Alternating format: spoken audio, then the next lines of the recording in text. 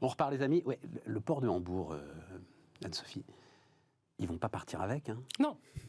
Donc, non, mais enfin, pour moi, c'est simplement ce qui va nous amener sur la pote. Les Chinois peuvent aussi investir de manière raisonnable dans une infrastructure solide, avec des rendements garantis sur des dizaines d'années, et en plus, ils achètent de l'euro. Enfin, c'est du diversification d'investissement. Là, je pense que quand on parle de bisounours, là, il faut quand même être assez réaliste. Ce que l'on dit, c'est deux choses. Il y a les investissements classiques, et là, il n'y a pas de sujet. Plus c'est ouvert, plus on peut avoir des investissements étrangers, plus ça veut dire qu'on est attractif. Donc ça, il n'y a pas de sujet. Et il y a ce qui est stratégique. Et c'est ça le sujet. Mais qu'est-ce que tu veux qu'ils fassent ? Je lis, ils vont modifier la politique douanière de l'Allemagne. Mais enfin, rien du tout, quoi. Mais bien sûr. C'est l'objectif. C'est pour ça que pendant la crise du Covid, la Commission européenne, l'Europe a travaillé en disant il y a des secteurs qui sont stratégiques et là, il faut faire attention, en effet, aux participations étrangères, notamment de la Chine. Bien évidemment qu'ils ne vont pas changer le commerce, bien évidemment qu'il ne va pas y avoir d'impact à moyen et long terme. Le but, c'est d'avoir de l'information. Le but, c'est d'avoir une certaine influence et de dire, eh bien voilà, on voit que l'Europe, parce qu'en plus, l'Allemagne exporte quand même beaucoup en Chine, exporte tel ou tel produit et ça leur permet d'avoir beaucoup plus une influence et une insertion que, en effet, changer juste économiquement ce qui se passe. Mais j'y crois pas. Je vois pas en quoi avoir 24% du capital du port de Hambourg te donne davantage d'informations que si tu les avais pas. À mon sens, c'est vraiment dans une stratégie globale et sur ce qui est stratégique, c'est en effet les infrastructures. Il y a eu même débat pour le port du Pirée en Grèce. Bien sûr, mais je pensais de la même chose. L'aéroport de Toulouse. Ou l'aéroport de Toulouse, exactement. Alors l'aéroport, attention, vous avez 100% l'aéroport de Toulouse. Oui, bien sûr. Différent. Pour les infrastructures, pour les données, pour la défense, pour les moyens de communication, hein, on se souvient donc là les députés qui étaient étonnés d'avoir Huawei pour en effet avoir accès, etc. Ça, c'est considéré comme stratégique. Et là, il faut faire attention. On n'a pas dit ah non, on est totalement contre, etc. On a dit on regarde, on fait attention parce que la question que tu ne poses pas, c'est est-ce que l'inverse est vrai ? Est-ce que nous, en Chine, on peut faire ce genre de choses ? Non, mais on l'a jamais pu. Pardon ? Non, oui, c'est vrai, mais on l'a jamais pu. Aux États-Unis, si. Aux États-Unis, tu peux investir, toi, BDO. En Chine, tout à fait. Les ports chinois, c'est notre époque. Oui, non, les ports chinois. Mais est-ce que la réciproque est vraie ?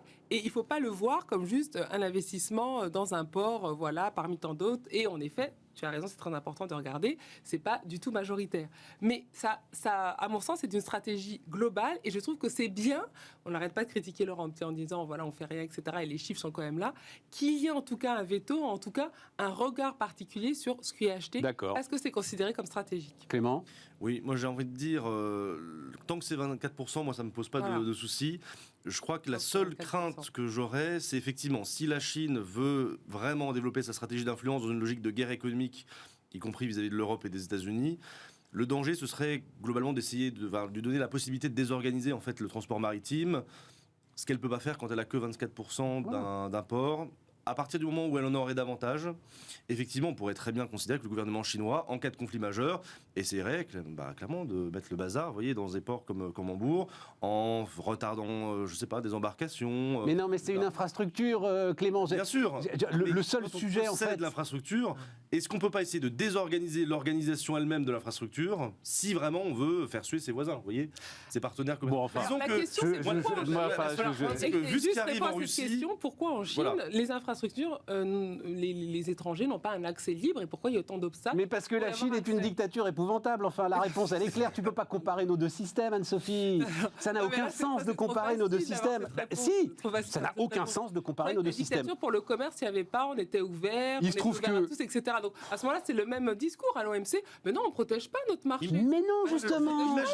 Pourquoi est-ce que tu veux caricaturer ? Non, c'est pas le même discours. Là, en l'occurrence. Et moi, je me souviens, j'avais regardé de très près l'histoire parce que on avait à l'époque, c'était le début du financement participatif, et il y avait à Toulouse un entrepreneur incroyable qui voulait racheter en fait lui l'aéroport de Toulouse, enfin en financement participatif. Ça avait été une opération assez dingue que j'avais adorée.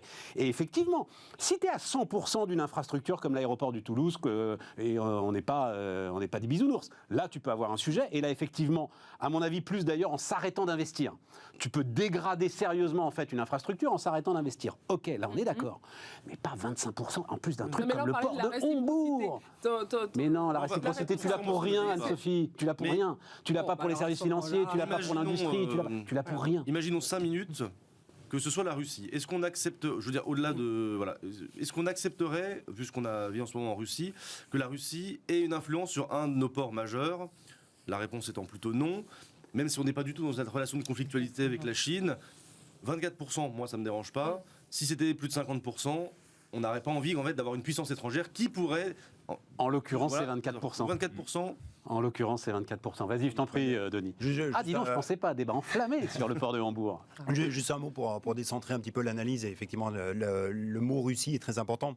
Il faut se rappeler que le grand dessein de Xi Jinping, c'est quand même les routes de la soie. Et il y a quand même un joli sujet qui est arrivé avec la Russie. Je me souviens qu'on avait parlé des problèmes de train qui circulaient très mal depuis le déclenchement du conflit. Mais on se repose la question des ports. Ça faisait un moment que les Chinois n'avaient pas fait d'incursion dans les ports européens. On en reparle maintenant pour pouvoir sécuriser justement ces routes de la soie, c'est-à-dire compléter par du maritime, ce qui passera peut-être un petit peu moins bien par du ferroviaire. À Hambourg, t'es loin des routes de la soie quand même. Oui, où est-ce qu'elles arrivent les routes de la soie? Non, que la question se pose sur la corne de l'océan Indien, sur la corne de l'Afrique, etc. et tout, où effectivement en plus les systèmes politiques, les systèmes légaux peuvent apparaître comme moins stables et sans doute être sous influence des Chinois ou de Bolloré une époque en ce qui concerne l'Afrique de l'Ouest. Oui, évidemment. Ouais. Mais on n'est pas dans ce cas-là. Et je trouve qu'on s'invente des peurs, alors que... Et on va s'amener ça... On va aller sur le prochain sujet. Alors que, en fait, ma conviction, c'est que les Chinois achètent de l'euro. Et que, justement, notre monnaie européenne, on devrait plutôt prendre ça comme un signe de confiance. C'est que ce n'est pas un partenaire neutre. C'est juste ça que je veux dire. Et qu'à un moment, il faut juste en avoir conscience. Voilà, c'est tout. Après, c'est pas pour ça qu'on ne veut pas faire des affaires, etc. Mais en tout cas, il faut quand même l'avoir à l'esprit, qu'il y a quand même des stratégies derrière. Quand même, si on peut retenir quelque chose du conflit avec la Russie, c'est quand même ce genre de choses. C'est nos grands amis il y a quelques années et on voit dans quelle situation de dépendance on s'est mis. Donc il faut quand même apprendre de ça. Je ne dis pas qu'il ne faut pas du tout faire de commerce avec la Chine, etc. C'est pas du tout comparable, mais il ne faut pas être neutre. Il faut voir ce que eux font dans leur zone. J'en ai beaucoup parlé du RCEP, le premier accord commercial, les billes qu'ils mettent partout dans leur région, ce qu'il faut aussi avec les États-Unis. Et nous, en avoir conscience pour agir en conséquent. Et justement, ne pas être des bisounours, comme tu es totalement contre ça, de toute façon. Une dernière remarque, moi je suis toujours frappé de voir à quel point l'histoire se répète. Ouais. Alors, cette crainte de la Chine, je ne sais pas si vous connaissez ça, elle a été historique. Et il y a un ouvrage en 1902 de Edmond Terry, alors je suis désolé pour le titre, qui s'appelait à l'époque Le Péril jaune. Absolument. Et déjà à l'époque, donc c'est quand même il y a plus d'un siècle, on disait attention, la Chine se réveille, elle va envahir les puissances occidentales. C'est une dévastation possible pour notre empire industriel naissant. Phrase clé, l'ouvrier à 1 sou, il parlait du chinois, tuera l'ouvrier à 1 franc. Oui, bien sûr. Ça, c'est Jean-Marc Daniel, ça. Ah bah oui, c'est un des livres de chevet de Jean-Marc Daniel, mais évidemment. Le Péril jaune. Et je trouve, c'est marrant de voir à quel point l'histoire se répète et notre crainte de la Chine, comme elle est quand même assez régulière, même si aujourd'hui, effectivement, tout laisse penser que c'est tout sauf effectivement un partenaire neutre, avec une idéologie et avec une volonté de puissance assez radicale. Et au moins affirmée, là, cette fois-ci. À mon sens, c'est pas forcément... moi, je suis pas du tout sur les thèses de vouloir envahir, de vouloir dominer l'Europe, etc. C'est vraiment une stratégie d'influence en se disant qu'il y a des révolutions importantes qui se font et que donc on aura déjà des jeux d'alliances qui vont être excessivement puissantes. Et l'idée, c'est de se dire, il y aura sûrement des conflits larvés, territoriaux et autres, mais on aura toujours des relations économiques. Et donc, à ce moment-là, d'avoir des alliés, c'est excessivement important. On l'a vu avec la guerre en Russie, qui a voté pour ou contre au Conseil de sécurité. Et on voit là qu'on a des tribunes aussi anti-pays occidentaux, etc. Donc, il y a vraiment une vision qui est beaucoup plus globale, géostratégique, que juste on fait notre commerce. Ça, les autres en ont conscience. Nous, des fois, je trouve qu'on est encore un petit peu à l'ancienne en disant voilà, on voit le péril. Non, ils ne veulent pas demain envahir l'Europe, etc. Absolument pas. Mais il y a une stratégie d'influence qui est pensée. Il faut rappeler, ils font leur plan à moyen long terme. Sur 20 ans, ils ont une vision où on n'a rien. Et il ne faut pas être naïf par rapport à ça. C'est tout. Denis ? Non, mais... arbitre l'arbitre des élégances, déjà. Ouais, voilà. Et effectivement, non, je pense qu'il y a une pensée qui est très claire. Enfin, les Chinois n'achètent pas un port américain. Bon, déjà, ils n'auraient pas la possibilité de le faire. Ils n'auraient pas la possibilité de le faire. Mais je reviens sur mes histoires de route de la soie. Il y a vraiment un besoin de sécuriser des routes qui sont pour l'instant extrêmement menacées. Pourquoi est-ce que vous acceptez de voir partout une espèce de pensée profonde et des plans stratégiques militaro-hostiles, et ne pas voir ce qui, à mon avis, est beaucoup plus simple, c'est une économie aujourd'hui qui se pose des questions très très importantes, qui vit un krach immobilier comme le monde occidental n'en a pas connu, et qui cherche à sécuriser des investissements. Exactement. On peut avoir les deux. Et le port de Hambourg, c'est super. Si j'avais les moyens, je prendrais 25% du port de Hambourg. Il n'y a aucun doute. Et c'est impressionnant à voir. Ah, mais c'est phénoménal à voir. Hallucinant. Bon, il faut le voir avant 3h de l'après-midi parce qu'après il fait nuit, mais sinon c'est impressionnant à voir.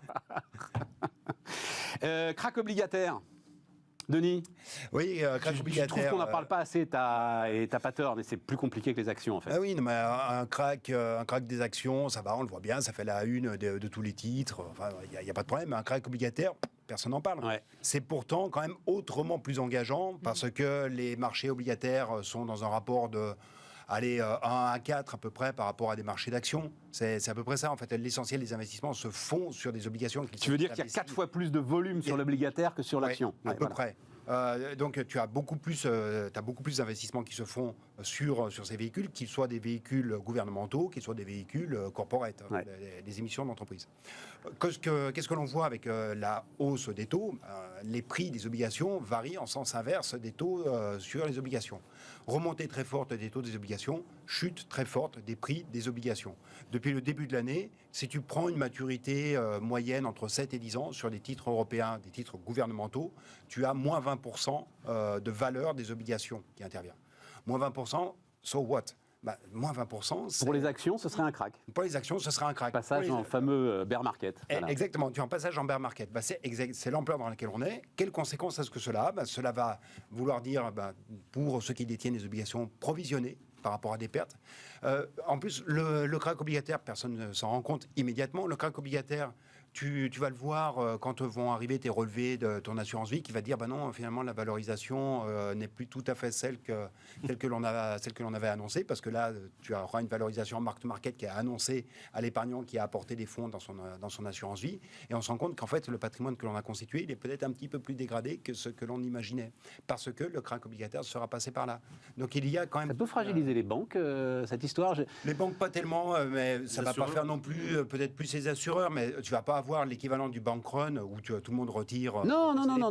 Tu ne vas pas l'avoir au niveau des assurances. Non, mais en revanche, ça peut changer ton comportement, ça peut amplifier un phénomène récessif, dans le sens où tu es ménage, tu constates que ton patrimoine, le patrimoine, c'est pas autre chose que du pouvoir d'achat. Oui, mais attends, c'est ça que je ne comprends pas, Denis, parce que là, ce qu'on va constater, ce que les banques vont faire quand même, c'est remonter le niveau de rémunération de l'assurance vie.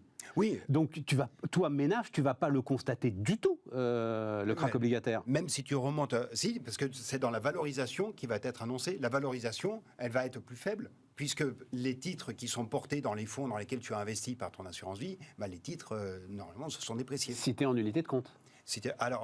Pas si tu es en fonds en euros. Si tu es en unité de compte. Oui. Voilà, si tu es en unité de compte. Or, on est massivement investis, nous, Français, en fonds en euros.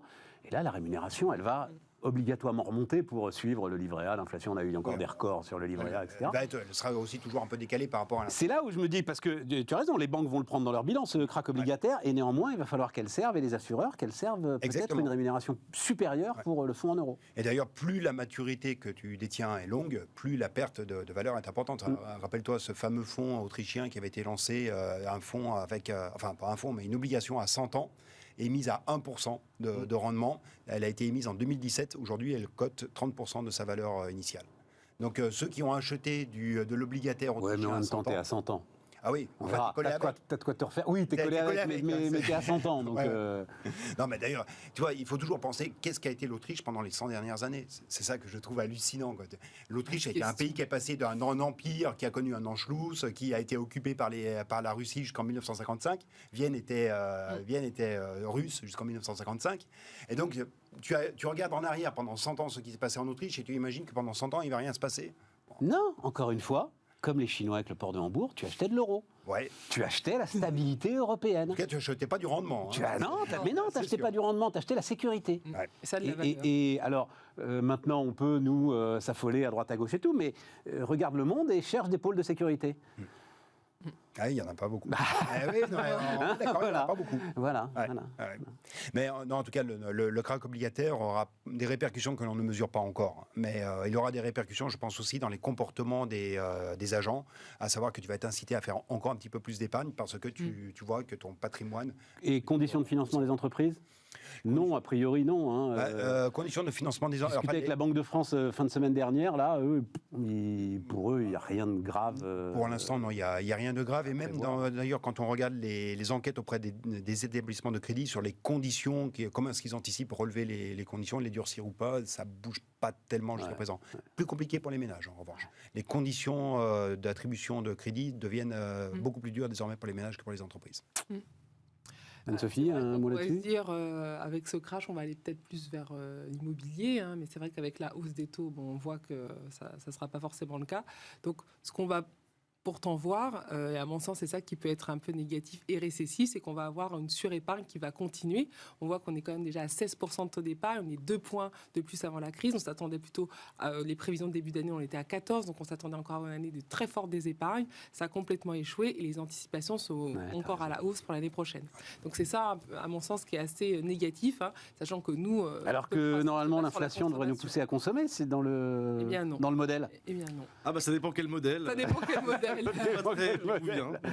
Ça dépend quelle inflation aussi. Si l'inflation se porte principalement sur l'énergie, sur l'alimentaire, ce ne sont pas des produits que tu peux accumuler. Enfin, ok, tu peux remplir ta citerne de fuel, mais c'est tout. Quand on voit vraiment les enquêtes des ménages sur pourquoi ce taux d'épargne-là, on a fait vraiment une enquête assez approfondie, notamment sur les complémentaires santé, est-ce que vous allez revoir aussi vos contrats d'assurance pour prendre des choses moins chères vu l'inflation. Ce qui est très compliqué, c'est comme c'est l'alimentaire, c'est en premier d'ailleurs devant l'énergie, ils n'ont pas d'anticipation sur les hausses de prix. Donc ça, c'est excessivement anxiogène parce que c'est vu comme, en effet, la base. Alors que là, on voit déjà des baisses sur les achats de vêtements, de loisirs. Ça, c'est déjà acté, ça va continuer. Mais en se disant, voilà, l'alimentaire, c'est en premier et ça va augmenter. Donc ça, vraiment, j'y touche pas. Ensuite, l'énergie, c'est pareil, ça va pas du tout s'améliorer, même si on a une baisse de l'inflation. Et ensuite, du coup, je commence déjà à réduire mes consommations d'alimentaire, de loisirs, de choses qui sont pas essentielles ou je réduis la somme que j'alloue. Et après, je touche en effet aux complémentaires santé, à toutes les assurances pour avoir des choses moins chères. Donc c'est ça, en fait, c'est vraiment ce côté qui est anxiogène. On ne maîtrise pas, en fait, l'augmentation des produits de base. Et ça, c'est très, très, très, ça favorise vraiment une très, très grosse épargne. Oui, moi j'ai deux petites remarques. D'abord, je suis assez d'accord avec Denis, je suis peut-être un tout petit peu plus pessimiste sur la gravité du krach obligataire. Et j'invite vraiment tout le monde à relire ce qu'avait écrit Patrick Artus il y a quelques années sur la folie des banques centrales avec Marie-Paul Virard. Et c'était vraiment une sorte d'annonce en disant est-ce qu'on peut utiliser le bilan d'une banque centrale volontairement pour provoquer, enfin le bilan, donc créer volontairement une bulle obligataire à des fins de politique monétaire. La réponse c'était plutôt non, c'est très dangereux. Il y a quand même pas mal d'assureurs qui sont assez exposés à ces obligations. Juste le point de quelque part qui fait qu'on ne panique pas, c'est quand même que la remontée des taux est pour l'instant assez progressive. Et on se rappelle d'ailleurs de l'engagement qu'avait pris à l'époque Benoît Cœuré quand il était membre du directoire en disant de toute façon, si jamais il y a une sortie, à l'époque c'était si jamais il y a une sortie de la politique monétaire, à la fois non conventionnelle et conventionnelle, ce sera de toute façon très lent sur des années. Donc ça, c'est probablement ce qui évite qu'il y ait une crise absolument majeure, parce que si la Banque centrale du jour au lendemain relevait de 4 ou 5 points son taux d'intérêt, là effectivement ce serait beaucoup plus grave. Deuxième remarque, moi j'ai déjà dit ici, je ne crois absolument pas à un relèvement durable des taux d'intérêt des banques centrales, en particulier de la BCE. Je sais que c'est pas forcément consensuel, mais moi je ne crois pas que la Banque centrale européenne relèvera ses taux longtemps, ou si elle le fait, qu'elle s'abstienne de faire une autre politique de manière parallèle, par exemple, tout en maintenant des taux un peu plus élevés, ou voire en relevant encore un petit peu son taux refi. Peut-être qu'elle pratiquera une autre forme de quantitative easing. Après tout, Christine Lagarde n'a jamais vraiment précisé ce qu'elle entendait par des instruments inédits qui viseraient, par exemple, à éviter des spreads de taux sur les pays les plus endettés. On a parlé de la fragmentation, quand même. Voilà, de la fragmentation. Mais on ne voit pas encore vraiment concrètement quel type d'instrument différent, éventuellement, de ce qui a déjà été utilisé, pourrait être utilisé. Et dans tous les cas, s'il y a un instrument comme ça qui est utilisé, c'est quand même de la politique plutôt expansionniste. Et ce serait assez d'ailleurs intéressant de voir qu'il y aurait des usages traditionnels, à savoir plutôt les taux d'intérêt qui seraient plutôt, alors sans être restrictifs, au moins, disons, pas expansionnistes, et d'autres instruments de la politique monétaire qui seraient complètement en soutien de la politique budgétaire. Mais en fait, c'est... Et le krach obligataire va dans ce sens. S'il y a un krach obligataire, évidemment que la stabilité financière est désormais quand même un des mandats plus ou moins assumés de la politique monétaire. La grande question, en fait, c'est si tu penses... En fait, ceux qui croyaient au ciel, ceux qui n'y croyaient pas, est-ce que l'inflation est aujourd'hui le résultat de la politique monétaire expansionniste de ces 10 dernières années ou pas? Je ne sais pas s'il y en a qui croient ça. Et alors, à partir du moment où tu dis ça n'est pas le résultat, effectivement, une fois que tu as fait un peu d'agitation pour essayer de cranter les anticipations et dire aux gens « Oh là là, on va se fâcher très très fort contre l'inflation » pour essayer de calmer la machine, tu n'as aucune raison de ne pas reprendre ce que tu faisais. Je suis tout à fait d'accord avec toi. de dire que l'inflation actuelle n'est quand même pas très liée à l'évolution de la politique monétaire. Donc il n'y a aucune raison en fait de ne pas revenir assez vite sur une politique monétaire très expansionniste. Pour nuancer par rapport à ça, le grand problème de la BCE, c'est vraiment la dichotomie entre les pays de la zone euro. Parce que c'est vrai qu'entre du 10% dans les pays du Nord, les pays baltes n'en parlons même pas, les pays du Sud qui sont quand même pas du tout sur le même profil, c'est ça, à mon sens, la grande difficulté. Elle a quand même ce mandat de 2%. Donc ça, à un moment, même si on sait que c'est de l'inflation importée, qu'on dit qu'elle n'a pas réagi assez vite, ça, c'est quand même un fait. Donc à mon sens, ça devra quand même remonter les taux pour vraiment avoir cet objectif de juguler l'inflation. Mais en effet, comme c'est de l'inflation importée, c'est vrai que c'est une solution au niveau alimentaire et énergétique, ça peut baisser aussi très vite. Puis à mon sens, ce qu'elle va beaucoup regarder, elle l'a dit à chaque fois, c'est vraiment la récession en Allemagne, à mon sens, qui est vraiment centrale. De quel niveau elle sera, est-ce qu'elle aura un impact récessif sur l'ensemble de la zone euro, et est-ce qu'on va basculer vraiment sur ce très très très fort ralentissement de la croissance, voire de la récession. Et à mon sens, si on bascule dans ce scénario, là en effet, la hausse des taux sera pour plus tard. Denis ? Quand même, sur l'aspect monétaire, il ne faut pas oublier de regarder la masse monétaire qui est intervenue en 2021. En 2021, elle faisait plus 15%, la masse monétaire mondiale. Alors, pendant toute la décennie 2010, elle progressait aux environs de 5-6%. Donc, à ce moment-là, oui, il y avait un bilan bancaire qui était très fort, mais qui n'enclenchait pas une création de masse monétaire, c'est-à-dire de distribution de crédit. En revanche, en 2021, on a eu une accélération soudaine. Et ça a été un des facteurs déclencheurs de l'inflation, de mon point de vue. Mais avec d'autres éléments qui sont en fait tous en train de revenir en arrière. On a la baisse des prix de nombreuses matières premières. La masse monétaire, désormais, ne progresse plus que de 6%. On a également du rééquilibrage qui est en train de se faire sur le marché du travail américain. L'offre de travail progresse désormais plus que ne le fait la demande de travail aux États-Unis. Donc, en fait, on a une collision de tout un ensemble de phénomènes. Confirme ce que pense Clément, c'est qu'ils n'ont pas besoin non plus d'aller monter les taux trop vite. Et en fait, on peut être surpris sur l'inflation. Dernier, parce que je suis en train, à chaque fois, vous m'intéressez, donc je me fais déborder.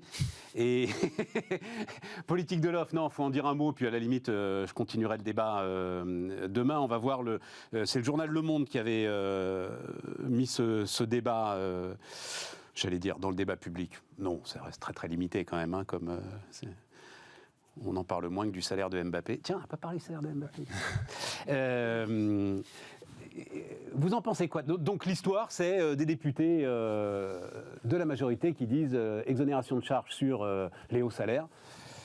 C'est au-dessus de 2,5 ou 3 SMIC, je crois, je n'ai pas noté. Oui, c'était les questions. Ça sert à rien. Ça sert à rien, c'est de l'argent jeté par les fenêtres, c'est les salariés qui en profitent, ça ne fait rien pour la compétitivité de l'industrie française. Denis, tu l'as tranché ce débat-là? C'est plus sur les questions d'attractivité qu'il faut regarder. Mais effectivement, il faut faire très attention aux segmentations que tu crées dans les politiques de baisse de charge. À l'inverse, ce qui s'est passé, la politique de baisse de charge quasiment généralisée sur les bas salaires, tu as créé des trappes à bas salaire. C'est-à-dire tu crées des personnes qui ne peuvent plus changer. Tu ne peux plus en sortir. Tu n'en sors plus.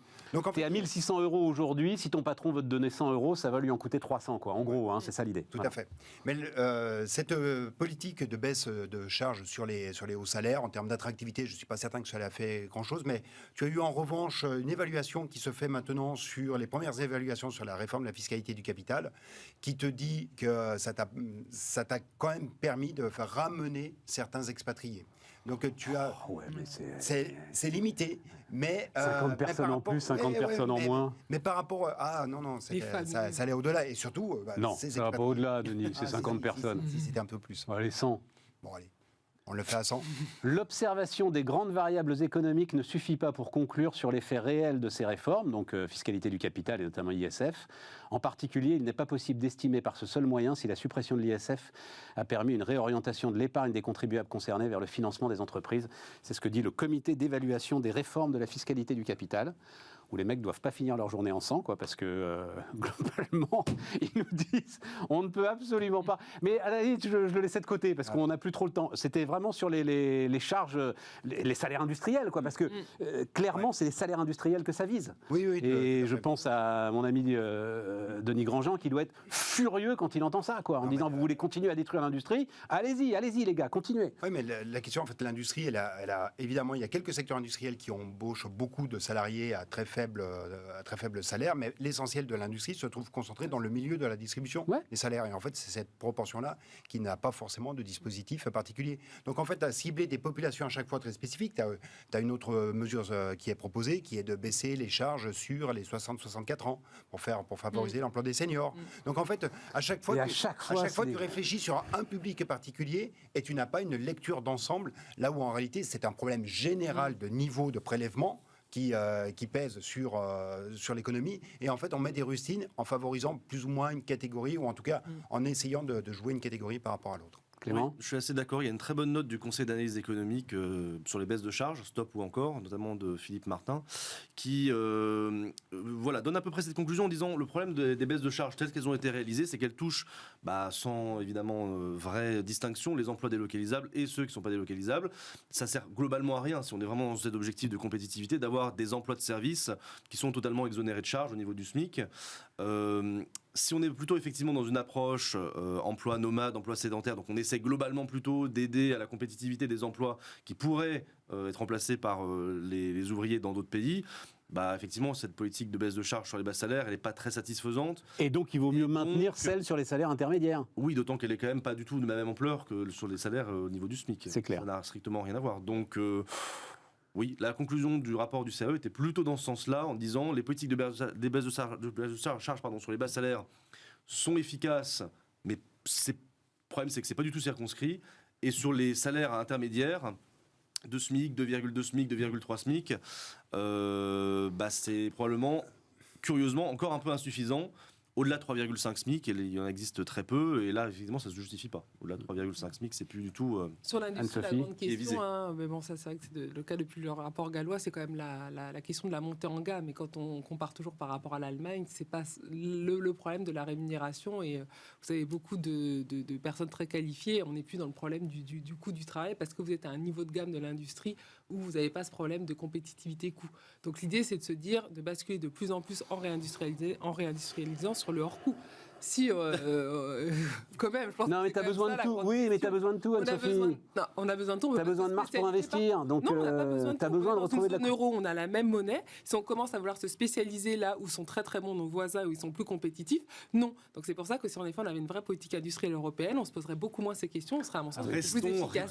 Oui. Voilà. Non, mais ça c'est clair. Si on avait une politique... Tu ne peux pas nier qu'on est dans une zone monétaire unique et qu'on a nos concurrents italiens et allemands. Bien sûr. On ne peut pas dire que ça n'existe pas. Et donc, tu dois aligner peu ou prou le taux de prélèvement pour que ton industrie soit compétitive. La question aussi, c'est sur quel type d'industrie. Si on s'aligne, on n'est pas du tout sur le même niveau de gamme d'industrie, il ne faut pas non plus tirer une balle dans la tête. Et à ce moment-là, c'est vrai que c'est ce qu'on voit, que la France a fait beaucoup dans l'industrie automobile. Hein. On a essayé vraiment d'aller sur les charges, on a vraiment essayé d'aller sur les coûts qui étaient plus importants. Et bien du coup, on n'est plus sur le même niveau de gamme que les Allemands, qui du coup sont spécialisés sur du très haut de gamme et n'ont plus du tout de problème de salaire ou de rémunération. Donc ça, à mon sens, c'est quand même un aspect de cette politique, en tout cas industrielle, qui est central et qu'on ne peut pas décorréler des incitations sur la fiscalité.